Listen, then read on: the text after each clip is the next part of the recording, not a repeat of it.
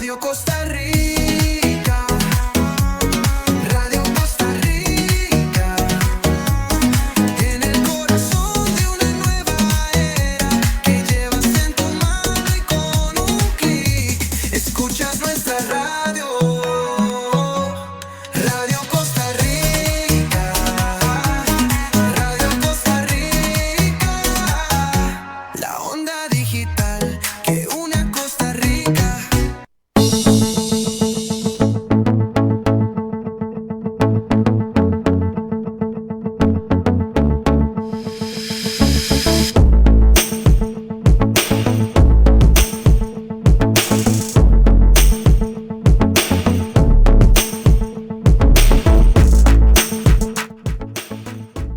Días, Costa Rica, muy buenos días. Su servidor Marlon Méndez les saluda hoy, sábado 11 de julio del 2026. Bienvenidos a su programa Contacto Comunal, que se transmite de lunes a sábado de 11 a mediodía, dándole gracias a Dios por el don de la vida, el trabajo, la salud. Que este sábado sea de mucha bendición en sus trabajos, en sus paseos, en sus descansos, a disfrutar de estas vacaciones, cuidarse en carretera, cuidarse en los centros de recreo y disfrutar, ¿verdad? Todavía les queda una semana más de vacaciones, así que aprovechar al máximo. Gracias por estar en sintonía el día de hoy, sábado. Saludo ya a nuestro compañero Andy Torres en los estudios de Radio Costa Rica, allá en Zapote, y a Rebeca Navarrete en el tema del montaje de la publicidad. Gracias a todos los patrocinadores que hacen posible este espacio que se transmite a lo largo y ancho del país en nuestras plataformas, Facebook Live en vivo, canal de YouTube, y más allá también de nuestras fronteras. Gracias por estar con nosotros hoy sábado. Estamos en siempre con el trabajo los sábados en diferentes comunidades, siguiendo con los proyectos de nuestras paradas ecotecnológicas, así que muy contentos. Hay mucho trabajo, por dicha, seguimos con muchos proyectos. Ayer firmamos un proyecto para seguir con los transformadores de Guásima. Estamos con Nansos en Esparza, para Tambor de la Abuela, así que muy agradecidos por la confianza de todo el comercio y las asociaciones de desarrollo que negocian con nosotros. Bueno, hoy vamos a tocar un tema interesante, un tema de psicoanálisis, así que vamos a conversar con la licenciada Pamela Bárbara Strauss. Licenciada Pamela, ¿cómo amanece? Buenos días, don Marlon, ¿cómo están?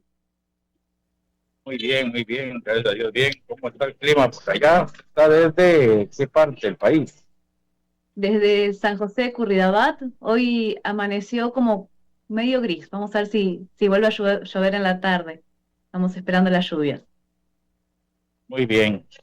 Bueno, entremos en materia, licenciada Pamela, psicóloga, psicoanalista, para que nuestra audiencia conozca qué es realidad la rama a la que usted se dedica, conocer un poquito de su hoja de vida, licenciada. Con todo gusto, Marlon. Bueno, primero que nada, voy a tutear. Esta es mi deformación, soy argentina. Si no se escuchó, por ahora lo aclaro. Llevo 10 años, un poquito más de 10 años viviendo en Costa Rica. Y es interesante cuando pensaba en mi hoja de vida, digo, bueno, ¿por dónde empiezo? Normalmente no me toca presentarme, entonces, bueno, 10 años de experiencia en lo que es esto que es la psicología psicoanalítica, graduada en Argentina en la Universidad del Museo Social, con mi título de licenciada en psicología, la cual fue convalidado y me licencié como psicóloga en la UCR.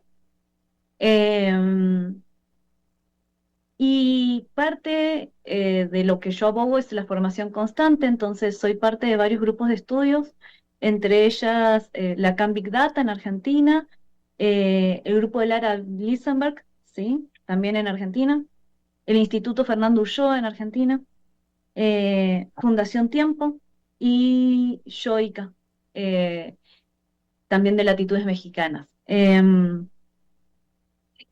Mi tesis de grado, la cual presenté ya hace un tiempo en Argentina, tuve la posibilidad de presentarla en la Asamblea Legislativa de aquí de Costa Rica, con la temática de embarazo adolescente y su problemática social. articulado con políticas públicas desde una mirada de psicología comunitaria y psicoanálisis.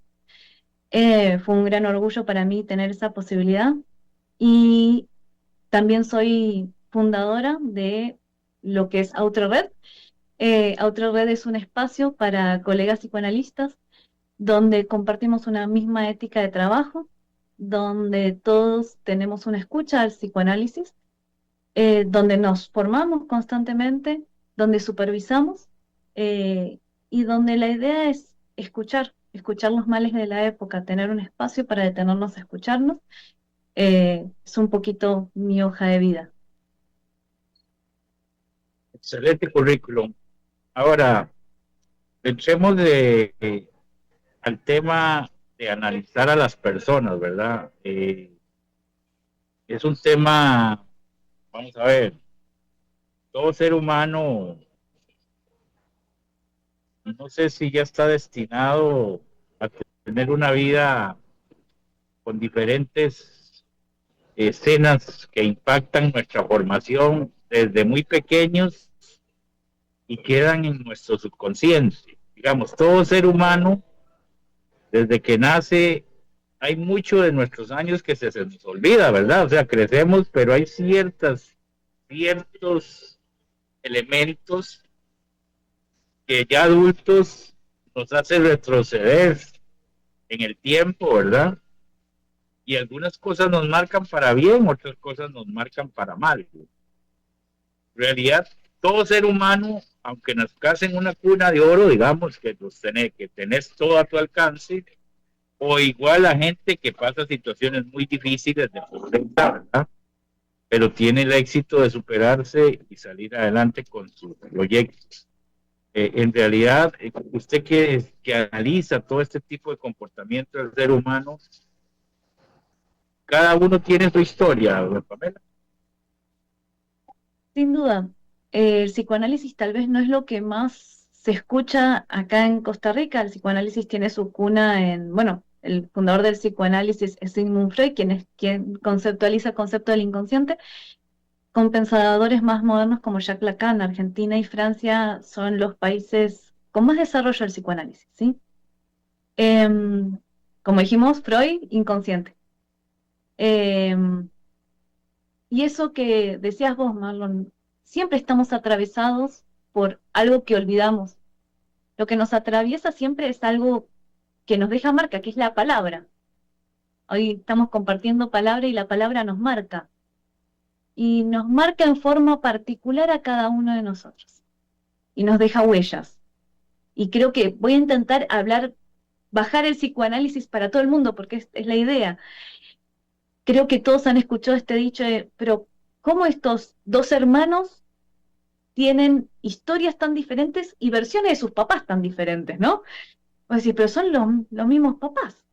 ¿Y por qué este dice una cosa y este dice otra? No es como si, parece a veces que están hablando de padres diferentes, porque bueno, a cada uno nos marca la palabra en forma distinta. Quiere decir, bueno, lógicamente todos los seres humanos somos diferentes y todos reaccionamos diferentes y todos nos defendemos diferentes y olvidamos diferentes, ¿verdad? Pero mucha gente que por maltrato, que por un susto, que por alguna situación que te impacte muy niño, se lo retiene para siempre y vive con ese remordimiento. Realmente se puede salir de esa crisis si lo vemos del lado negativo, ¿verdad? Porque también en nuestra infancia hay cosas que nos marcaron y que quedan bonitas, ¿verdad? Como personajes, películas, eventos que siempre nos quedan en esa infancia, y cuando somos adultos, si vemos alguna película, alguna imagen, volvemos al pasado y recordamos a nuestros abuelos, a nuestros familiares, a nuestros amigos. Más o menos así funcionaría en todo ser humano. Sí, un poco la analogía que a mí me gusta usar es que siempre hay una película que nos marca en la infancia. ¿Sí? Yo voy a usar la mía es El Rey León. ¿sí? Que la volví a ver muchas veces y cuando la vi por primera vez era muy niña y la volví a ver y cada vez que la veo una película diferente, aunque el texto sea exactamente el mismo. Nuestro texto de vida es uno, pero lo que podemos hacer es verlo desde otra perspectiva. Los artistas dirían encontrar otro punto de fuga, ¿no? Otro punto, otra perspectiva. La huella está, la película está armada, no la podemos cambiar, pero podemos hacer algo diferente con eso que pasó. Eso sin duda. Y eso es lo que tiene de bueno, ¿no? Poder pensar que hay una película, como vos dijiste, y cosas bonitas que no hay por qué tocar. Pero ¿qué pasa con esos eventos traumáticos? ¿Sí? Con esas huellas que dejaron marca en nosotros y a veces lo que retorna, lo que nosotros recibimos de los pacientes, no es eso. Porque eso, como vos decís, tal vez está en el subconsciente, en el inconsciente. Lo que aparece son repeticiones. ¿Por qué siempre salgo con los mismos hombres? No sé, eso voy a decir un habitual, ¿no? ¿Por qué siempre mis jefes son malos conmigo? ¿Por qué siempre me pasa lo mismo? Bueno, eso nosotros le llamamos síntomas. Hay algo que escuchar ahí. Y mientras otras terapéuticas buscan acallar eso, nosotros lo queremos escuchar, pues decimos, bueno, acá hay algo, ¿no? Es una lucecita que nos va diciendo, bueno, por ahí tenemos que ir, porque algo nos está diciendo, algo pasó, que probablemente ni está olvidado, ¿no? La represión es un concepto también de Freud, ¿no? La represión funcionó y uno no se acuerda, pero vuelve, y vuelve, y vuelve.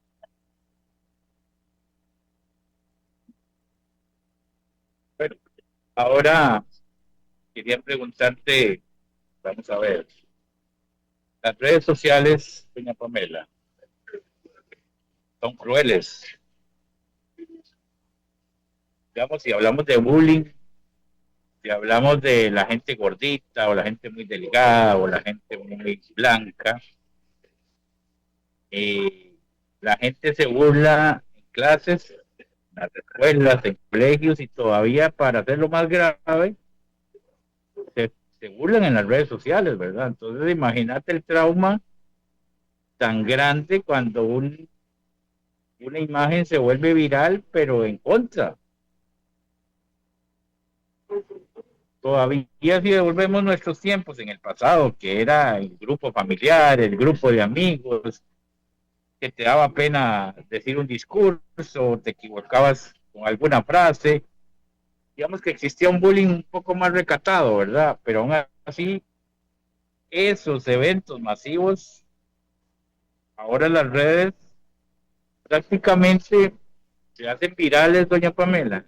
¿Cómo superar ese trauma, verdad? Porque mucha gente, indistintamente el caso que sea, ¿verdad? Indistintamente el caso que sea, porque siempre hay que ir a las dos partes si hay alguna situación, ¿verdad? ¿Cómo poder lidiar con ese tema ahora con redes sociales? Bueno, para empezar, pensaba en dos cosas cuando hablabas de este tema. Bueno, el bullying ya lo hemos estudiado, deja una huella, porque es una huella en la imagen. Más que nada, pensaba en el bullying tempranamente, en los chiquitos, en las adolescencias, ¿no? En estos primeros años formativos de la propia imagen, ¿no? El adolescente tiene que constituir un cuerpo, voy a decirlo así, ¿no? El adolescente es muy gráfico, el adolescente de repente un día le cambia el cuerpo y no sabe qué hacer con ese cuerpo, le resulta muy ajeno, ¿no? Esto pasa las niñas cuando se desarrollan y ya toman un cuerpo más de mujer y no, como que uno tarda un tiempo en apropiarse de ese cuerpo, que pasó de un cuerpo de niño a un cuerpo más adulto, ¿sí? Es un momento muy vulnerable, sin duda ya psíquicamente, constitutivamente, y cuando eso es atravesado por palabras, por frases violentas, voy a poner esa palabra violentas, deja una huella, sin duda. Y es una huella que, primero que nada, tengo que ser consciente que no es un chiste. Voy a empezar a separar, ¿no? Porque, bueno, es una broma, no es una broma. Estamos hablando y estamos dejando una huella en esa persona. Y a veces uno recibe estos casos y hay que trabajar mucho para volver a construir una imagen de un cuerpo, ¿sí? Donde saquemos eso, donde eso pueda tomar otro lugar, ¿no? No sé, la gordita, voy a decirlo esto, ¿sí? Bueno, no sé, tal vez estaba constituyendo su cuerpo en este momento hubo un aumento de peso, pero ella no es la gordita, no es la gordita. Su cuerpo engordó por un periodo. Tenemos que quitarle peso. Pero ¿qué pasa cuando, como vos decís, esto se da en redes sociales y las redes sociales son masivas y lo que ha pasado con las redes sociales es que uno puede decir cualquier cosa, y no hay consecuencias, ¿no? Entonces, no hay responsabilidad sobre la palabra. O decís, antes uno lo decía en la cara, tenía que dar la cara, poner la cara. Ahora uno escribe un texto y aparte lo deja puesto ahí, ¿no? Entonces, esto es algo epocal, lo de las redes sociales de la época, un mal de la época. Y después, ¿cómo hacer que esa palabra pierda valor? Pues esa palabra necesitamos que pierda valor. Ella no es la gordita, no es la gorda. Ella estaba gorda. O puede haber aumentado de peso. Puede haber sido un cambio hormonal. Yo no tengo la más mínima idea, ¿no? Hoy estoy inventando un caso en mi cabeza. Sí, necesitamos que esa palabra pierda valor. No sé si esto un poco guía a qué podemos hacer nosotros desde un análisis.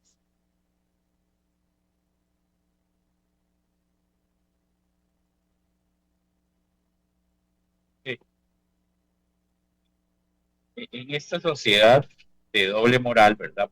Que es decir, la sociedad que ante la gente somos una cosa, pero internamente en nuestros hogares somos otra. El tema de el abuso sexual, el tema que, que porque la gente no se entere de cosas muy íntimas de la familia, muchas familias se callan, muchas familias, porque generalmente el abuso se da entre la misma familia, ¿verdad? Eh,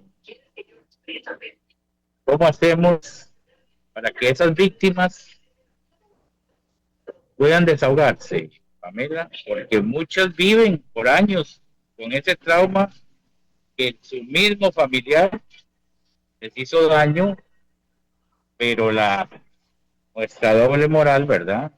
Eh, Esconden la verdad. Eso ya ha cambiado.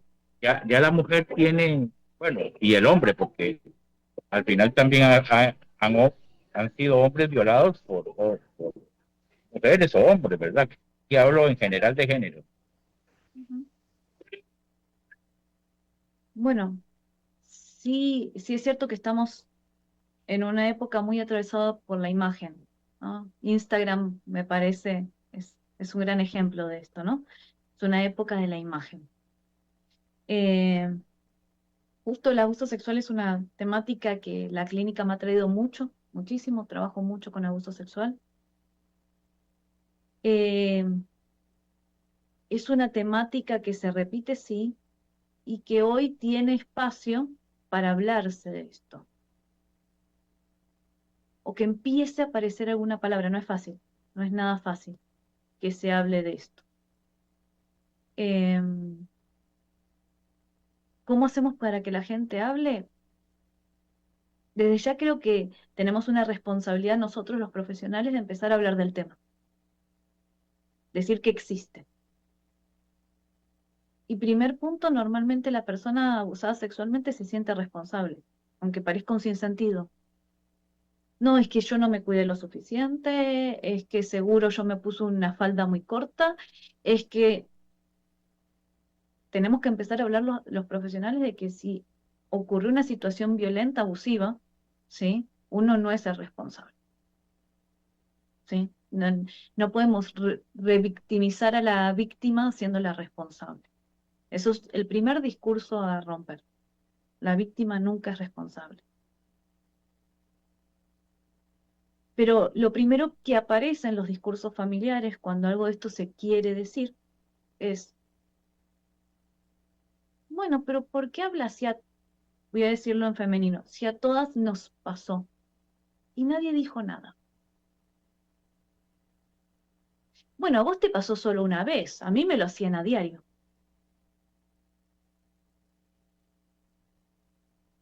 Estas son las cosas que no las podemos normalizar. La familia tiene que ser el lugar más seguro para un niño, para un adolescente. Y cuando esto se transforma en un lugar de abuso, todo el sentido se pierde, como en el lugar donde me deben amar. ¿Sí? Hay una demanda social, es el lugar de mayor amorosidad. Pasa esto. ¿Qué va a pasar cuando esta niña, este niño, este adolescente salga a la vida? ¿Qué va a esperar del otro, de los otros? Digo, ¿qué puede esperar una persona en su trabajo si en la casa lo trataron así? Entonces, ¿cómo empezamos esto? ¿Cómo hacemos que la gente hable? Hablándolo nosotros acá. Y dejando de darle una cuestión de normalidad. ¿Cómo lo hacemos en el consultorio? A veces haciendo sonar, a mí me gusta, resaltando. A veces me toca con algunos pacientes resaltar, ¿no? Sí, me dijo esto mi compañero de trabajo. Yo, ¿y esto está bien? ¿No? Esto se puede decir cualquier cosa. O hay cosas que no se pueden decir, que no corresponden. Y se me vienen varios ejemplos de esto que los podríamos adentrar, Marlon, vos me decís por el horario, ¿sí? De que hay situaciones que no se pueden naturalizar, ¿no? Y somos nosotros los que tenemos que hacer como adultos sonar que esto no está bien, ¿sí? Y quería,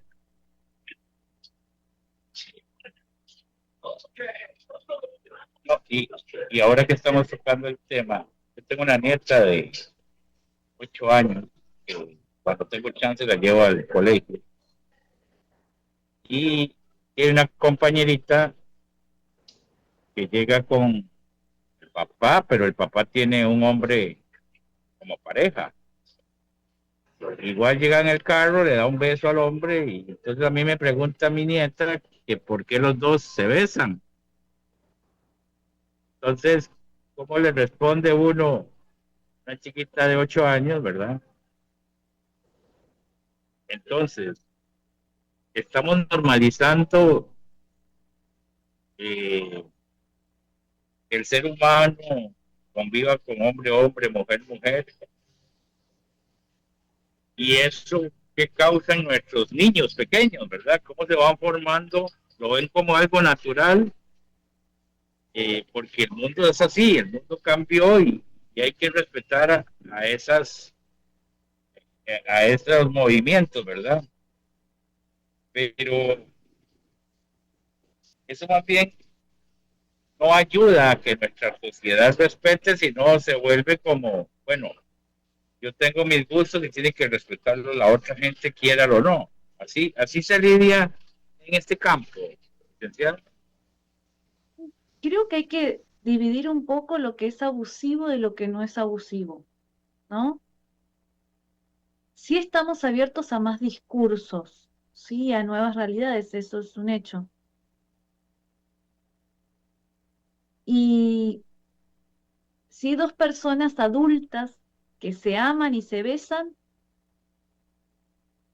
bueno, eso es de ellos, no importa el género, ¿no? Por así decirlo, es una cena amorosa de respeto entre dos adultos.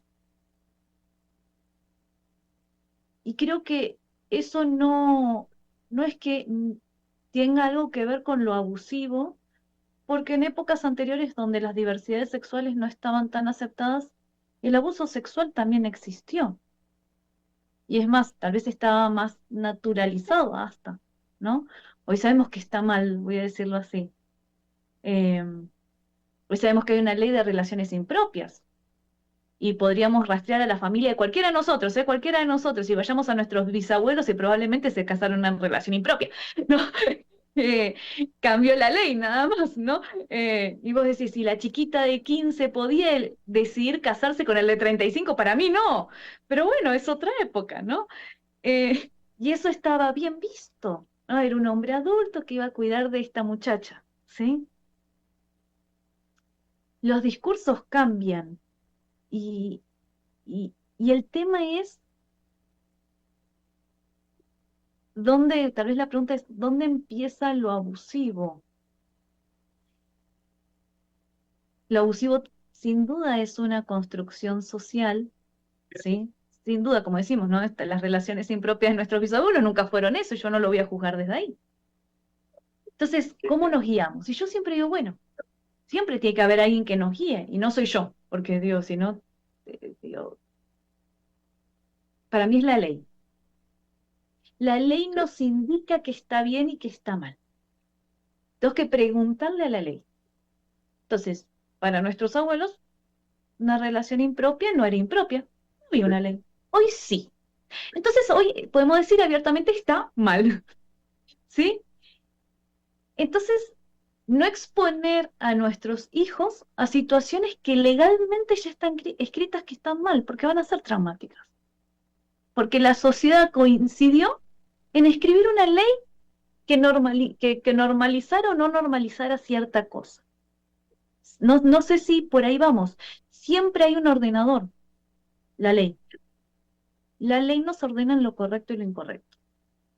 Si las leyes están bien o están mal, creo que sería toda otra disertación. Las leyes son resultado de los cambios culturales que van habiendo. Pero necesitamos mantenernos en el marco de la ley.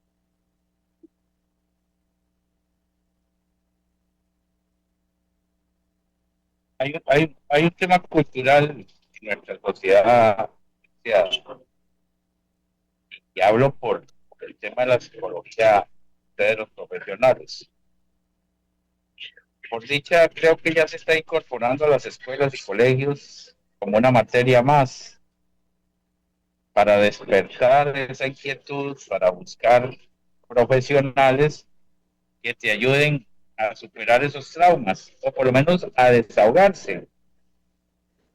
Yo creo que ya debería ser como parte de nuestro día a día, ¿verdad? La sociedad cambió. Ahora hay más medios para buscar ayuda, para comunicarse, para expresar.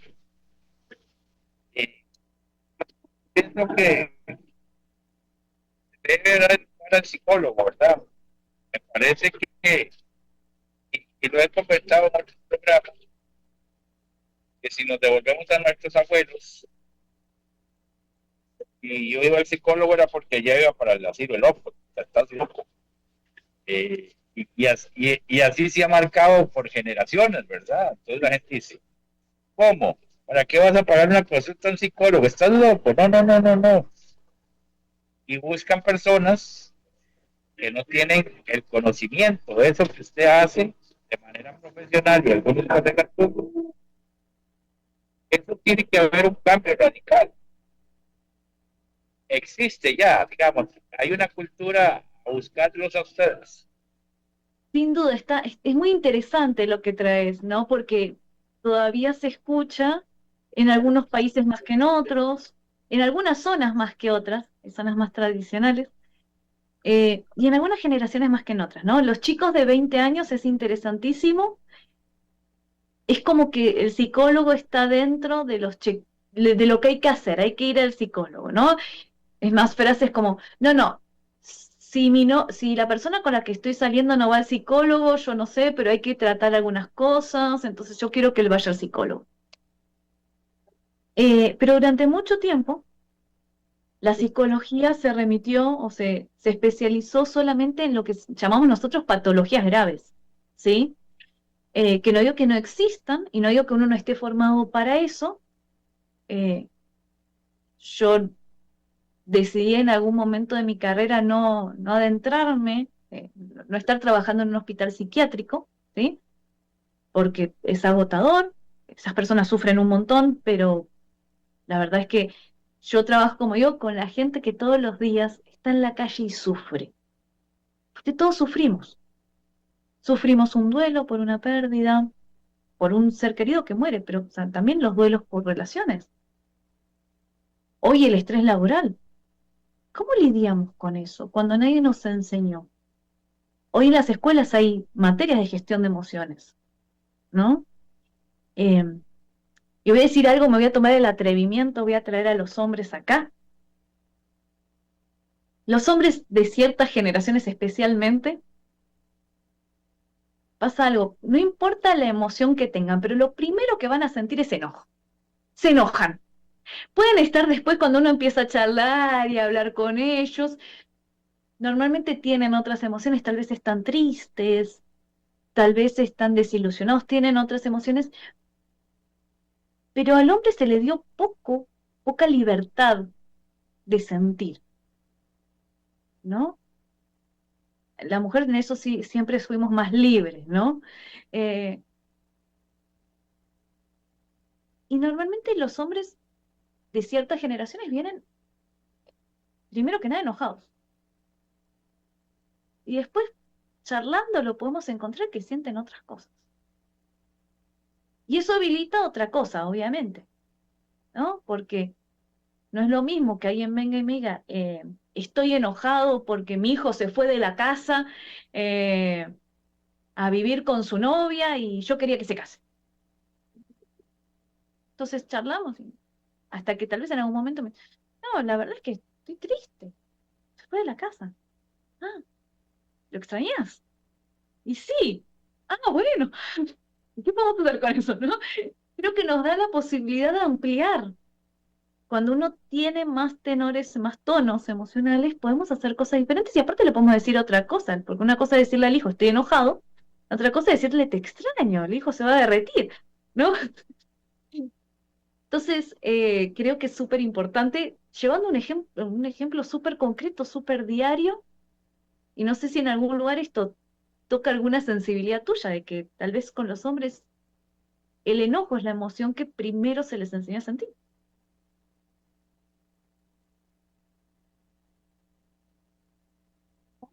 Hombre, no sé si llamarlo hombre, machismo, perder autoridad, ¿verdad? Creo que en nuestra sociedad el hombre, como es la cabeza de hogar, eh, tiene que ser el fuerte de ese núcleo familiar y muchas veces se ve como un objeto, ¿verdad? O sea, se ve como un objeto eh, y le cuesta exponer sus problemas, ¿verdad?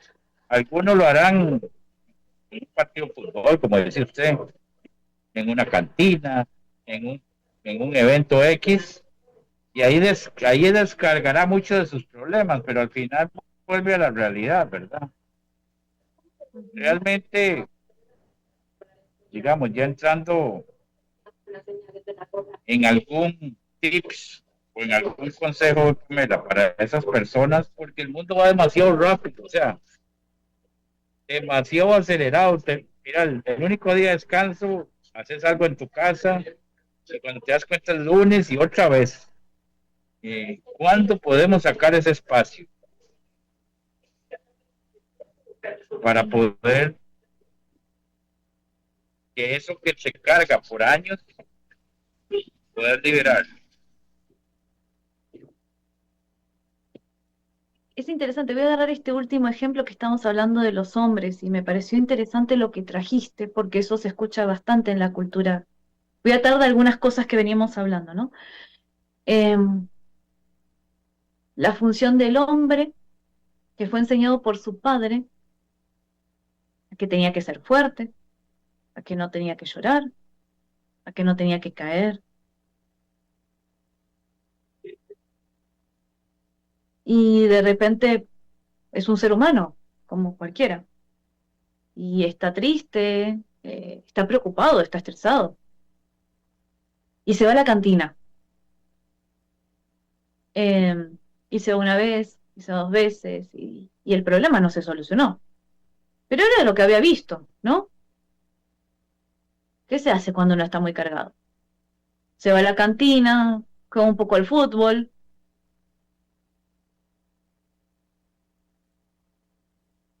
pero no cesa nada, nada de esto se puede hacer otra cosa, no se puede crear nada nuevo.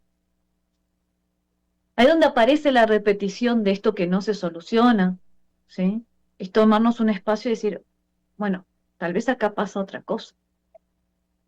Y ahí sí yo diría es pedir ayuda, porque si nadie nos enseñó, ¿cómo vamos a aprender?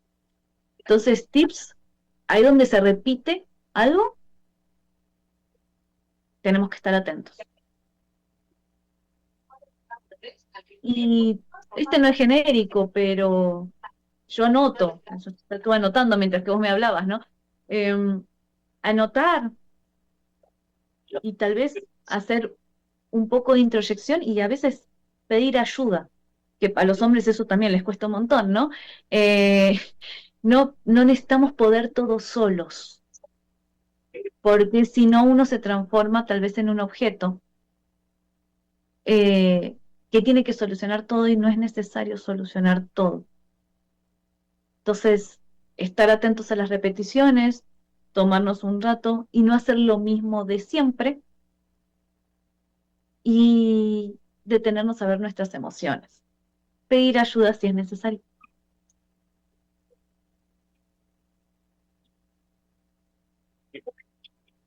Te iba a preguntar, vos atendés mucho adulto mayor. El adulto mayor en esta época sufre de mayor depresión, de mayor soledad. Bien. El adulto mayor. El adulto mayor es una problemática mundial. eh, y eso lo vi desde que yo estudié. Porque tenemos una población más envejecida, voy a decirlo así. La gente vive más, básicamente. Y nos dijeron que a cierta edad éramos viejos. Éramos viejos y no servíamos, no teníamos una función útil para la sociedad. Y si no tenemos una función útil para la sociedad, ¿cuál es el papel que vamos a tomar? Entonces, obviamente, los adultos mayores no saben qué hacer y tienden a perder el propósito en su vida. Me gusta la palabra propósito, mucho. Eh, entonces sí suelen estar más deprimidos, más tristes. Y es muy importante que esto sí, desde una política social, se instaure lugares para ver qué se hace con esta población. Porque no creo que no sean, yo creo que son personas, y como toda persona, tiene que encontrar su propósito. No será el mismo que a los 20, pero encontrar un proyecto para su vida en esa nueva etapa.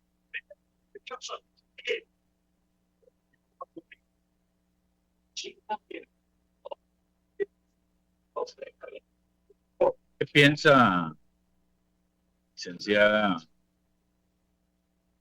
de las nuevas generaciones, que les llaman generaciones de cristal? Okay. Realmente son los que nos van a gobernar en 20, 30 años, no sé. No es muy preocupante esa parte por el comportamiento que ellos tienen.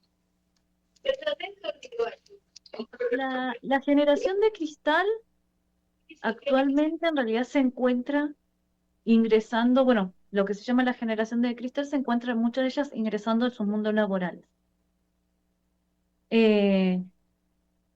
La generación actual todavía le toca un poco de chance a ver qué va a pasar. Muchos estudios, no se pone a leer, dice que va a ser una generación generación perdida, que no van a poder asumir responsabilidades. Y es una lástima porque yo los he tenido en el consultorio y les está costando muchísimo el mundo. Ahora bien, voy a agarrar tu pregunta y la voy a dar vuelta, perdón, porque a mí se me hace otra pregunta con esta generación. Esta generación fue educada por padres que no pudieron educar a sus hijos para un mundo real. ¿Sí?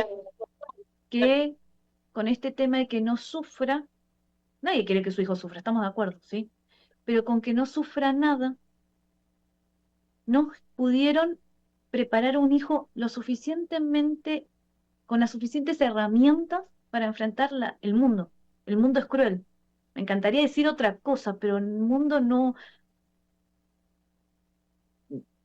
es acolchonado, ¿sí? El mundo tiene muchas vicisitudes.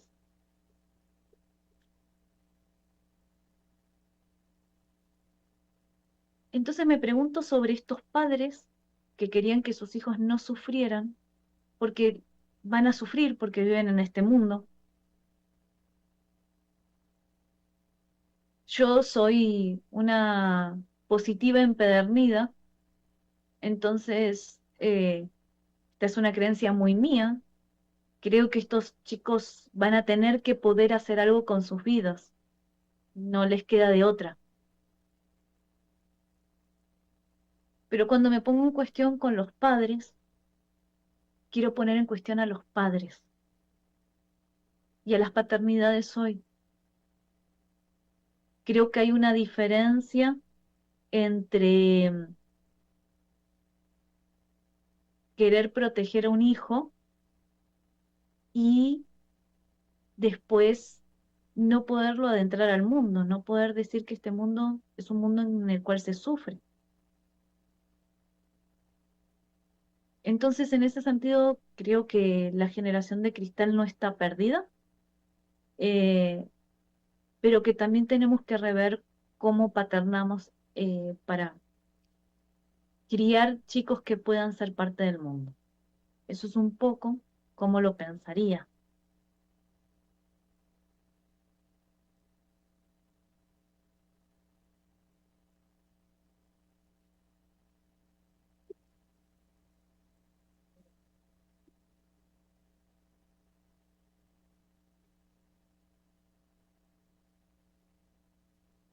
Te iba a preguntar, no sé si la pregunta es un poco íntima, pero cuando vos atendés a alguien, esa persona, el testimonio es fuerte y llora, porque hay testimonios, me imagino, muy impactantes, ¿verdad? Que la gente se desahoga por primera vez. Ustedes son seres humanos, no son robots, ¿verdad? O sea, cómo lidiar y cómo ponerse en los zapatos de ese paciente. Es una excelente pregunta. Sí, es íntima, vendría a ser si mis pacientes me están viendo. Yo no he llorado con ningún paciente. Sí lo he consolado a muchos pacientes. He abrazado a pacientes. Eso no significa que mi paciente se vaya y yo no llore. Sí, porque creo que hay un momento para cada cosa, ¿no? Sí, por supuesto, somos seres humanos. Somos seres humanos y, y mentira que hay casos que a uno le tocan, yo digo todo, vendría a ser el corazón, el alma y todo. Sí, totalmente. Eh, es una profesión que lleva a escuchar muchas historias y, y hay veces que yo digo que cuando uno ejerce esta profesión termina siendo muy agradecido de la vida que tiene, ¿no? Porque uno le toca escuchar historias muy, muy fuertes. eh, y más cuando uno trabaja en comunidades.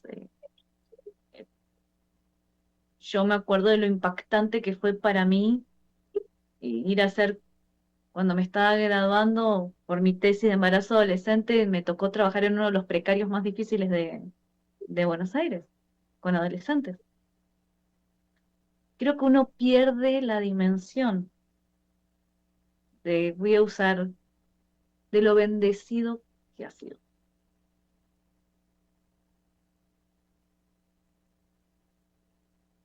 Sí, es parte de la realidad de la vida. Y también a veces el tema no es de una sola persona, a veces hay que reunir a toda la familia. Eso es bueno o es malo para poder limar las perezas, para llegar al transporte del tema y poder solucionarlo. Depende, vendría a ser, creo que, a ver, hay veces que la gente quiere traer a la familia, pero primero que la familia tiene que querer venir. Como yo digo, bueno, tal vez no quieren venir, no los podemos obligar, ¿no? Em, Saliendo de temas como abuso sexual y ciertas problemáticas que vendría a ser eso, hay que hacer otra cosa, hay que hacer intervenciones, es otra cosa, ¿no? Pero para limar asperezas, voy a poner, ¿no? Es que este me dijo, el otro me dijo, al este le gusta el tamal de tal forma, ¿no? Esas cuestiones que tiene la familia, ¿no? De encontrarnos con ajenos que quieren cosas diferentes. Yo en esa sí trabajo con el paciente, porque creo que como sociedad cada vez nos cuesta más, a ver si esto tiene sentido, la sociedad moderna cada vez le cuesta más encontrarse con la diferencia, le cuesta encontrarse con discursos diferentes. Y esto se ve en la política. Si no pensás como yo, te voy a atacar y te voy a destruir porque te transformaste en mi enemigo. Y esto para mí hay que trabajarlo. Una persona puede pensar diferente. Costa Rica, cuando a mí me contaban las historias de Costa Rica, voy a ponerme a hablar de política, que en una familia podía ver la bandera de liberación y la bandera de la unidad y estaba todo bien, porque eso no cambiaba ciertas otras cuestiones. Ese es un valor hermoso para mí, porque es poder habilitarle a la otra persona que piense diferente y que eso no significa que no la ame. Entonces, como sociedad sí creo que cada vez nos pasa más esto que decís. Cuando el otro no quiere lo que yo quiero, cuando el otro piensa diferente, nos enojamos. Y nos está costando lidiar con la diferencia. Y yo no sé si soluciono haciendo que toda la familia piense igual, o si soluciono habilitando que cada uno piense diferente. Y que eso aún mantenga la paz y la armonía en el hogar, ¿sí? Eh, Ojalá en un hogar haya gente de Saprissa y de la Liga.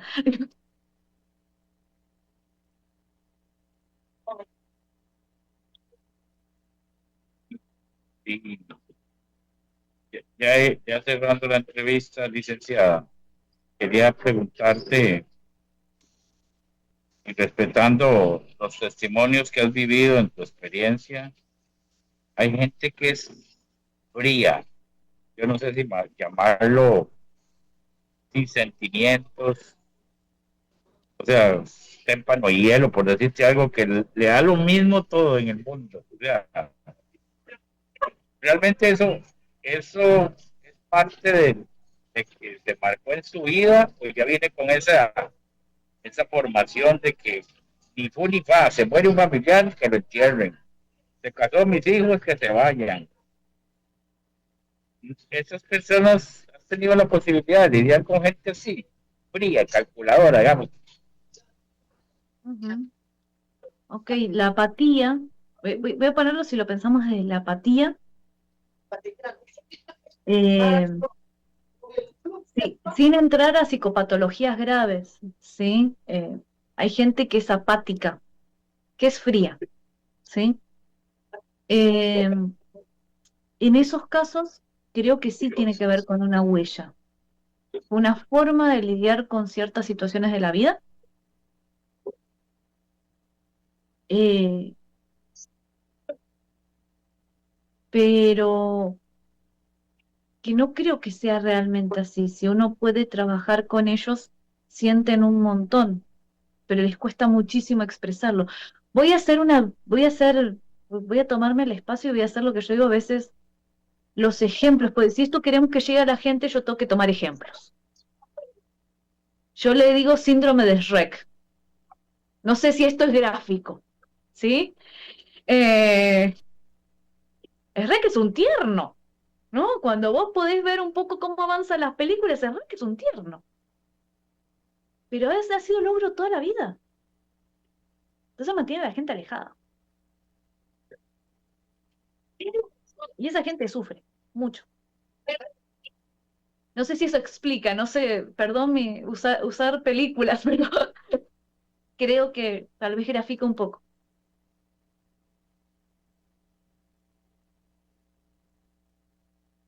Bien, no, ha sido muy interesante, licenciada Pamela, conversar con usted el día de hoy, esperando que, si haciéndole un llamado a toda esa gente, ¿verdad? Que pueda ver el programa y poder transmitir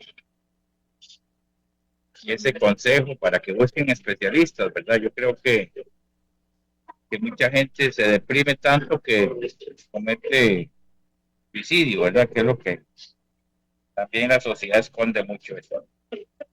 Estamos, bueno, justo se acaba de aprobar, vamos a ver qué pasa con eso, de la obligatoriedad de los psicólogos de denunciar situaciones de abuso, que esas ya las tenemos, pero las depresiones. Y eso tiene que ver con que la depresión está llevando a un aumento no solo en los suicidios, porque hay gente que no lo logra, sino en las autolesiones e intentos de autoeliminación. Entonces, creo que hoy, con los números y porcentajes que tenemos de ansiedad y depresión, pedir ayuda. Por favor, pedir ayuda. Eso no te hace un loco, por supuesto. Muchas gracias, licenciada Pamela Bárbara Traut. Gracias por compartir esta hora con nosotros y me imagino que se va a poner la camiseta argentina ahora más tarde a las 7. Eso eso es un hecho. A las 7 me pongo la camiseta argentina. Muchísimas gracias, Marlon, y gracias por compartir este espacio. Aboguemos por la salud mental. Licenciada, que tenga un bonito fin de semana, estamos en contacto. Igualmente, hasta luego, bendiciones. De parte del servidor Marlon Méndez, ha sido todo por el día de hoy, sábado 11 de julio. Nos vemos el lunes, si Dios lo permite. Un excelente fin de semana. Cuídense, disfruten sanamente, cuiden a los chicos, cuiden en carretera, están en el mar, la playa, por favor, tener todo el cuidado. Así que nos vemos, muchas gracias, que Dios los acompañe. Nos vemos el lunes si Dios lo permite.